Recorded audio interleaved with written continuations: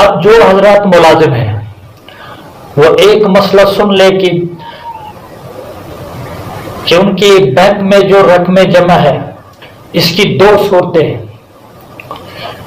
ایک صورت یہ ہے کہ ان کی جو ایک رقم جو خود جمع رکھتے وہ تو ایک ہے، لیکن دوسری صورت یہ ہے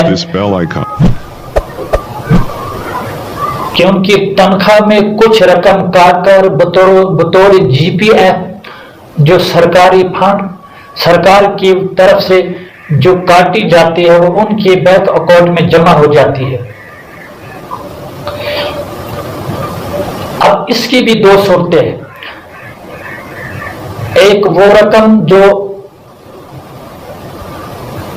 سرکاری ضابطے کے تحت اس کی تنخواہ میں کاٹی جاتی ہے اور اس کے اکاؤنٹ میں ڈالی جاتی ہے، اس کے اکاؤنٹ میں جمع کر دی جاتی ہے. اور دوسری صورت یہ ہے کہ وہ کچھ اپنی طرف سے جو ہے کچھ رقم 10,000 5,000 20,000 رقم جو ہے وہ اپنے تنخواہ میں کٹوا کر جمع رکھواتا ہے تاکہ ریٹائرمنٹ پر اس کو زیادہ پیسہ ملے. اب اس کی جو دو صورتیں ہیں، جو جی پی ایف کے طور پر جو رقم جمع ہوتی ہے، جو رقم سرکاری طور پر اس کی تنخواہ میں کاٹی جاتی ہے، اگر وہ رقم لاکھوں کے حساب سے اس کے اکاؤنٹ میں جمع ہے لیکن یہ ابھی اس کا مالک نہیں ہے جب تک نہیں ریٹائر نہیں ہوگا، اس لیے اس رقم پر اس اتنی رقم پر نہ اس کو زکوٰۃ دینی ہے نہیں صاحب نصاب. اگر یہ صاحب نصاب یہ رقم نہیں پہنچتے تو صاحب نصاب بھی نہیں ہے. اور دوسری صورت یہ ہے کہ اگر جو خود جو رقم کٹواتا ہے اگر وہ رقم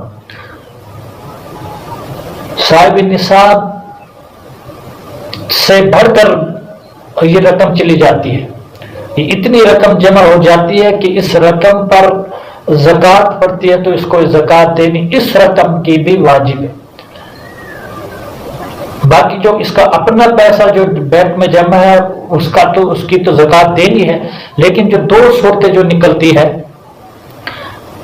بطور جی پے ایف جو کٹوائی جاتی ہے، ایک تو سرکار کی طرف سے کٹوائی جاتی ہے اس میں زکوٰۃ نہیں ہے.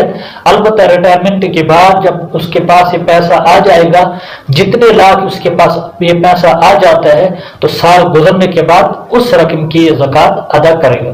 البتہ جو خود کٹواتا ہے اگر خود کٹوانے کے بعد یہ رقم اتنی جمع ہو جاتی ہے جب یہ صاحب نصاب سے بڑھ جاتی ہے اور سال گزر جاتا ہے تو ہر سال اس رقم کے اعتبار سے اس کو زکوٰۃ ادا کرنی ہوگی.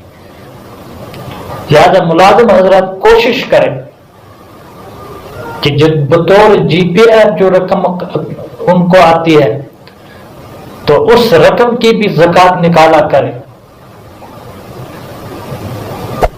Hey there. Subscribe to my channel and also press this bell icon.